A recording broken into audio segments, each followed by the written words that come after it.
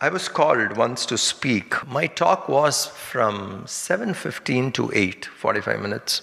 Almost when I was completing, two guys came and sat in the front. You need not attend the talk, but you don't have to come at 7:55 and disturb everyone and come and sit in the front. I'm like, one side of me was getting quite angry there, and I want to say something out to these guys. All that I did was one glare I gave at them. I said, okay, let's see now. And I'm not dropping my thought flow, continued. I sat down. I didn't vocally say anything.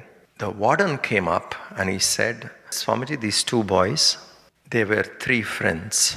And they were going home to Pondicherry, neighboring state, for their vacation before study holidays and all that. And they met with an accident on the motorcycle and one of them died.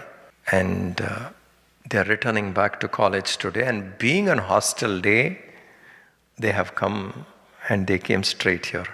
Now my whole anger which I was building, I only thanked Gurudev saying, thank you so much for not saying anything. I stopped with a glare. So I just sat down, but that moment, it hit me strongly. The very strong lesson, never make any conclusion without clarification.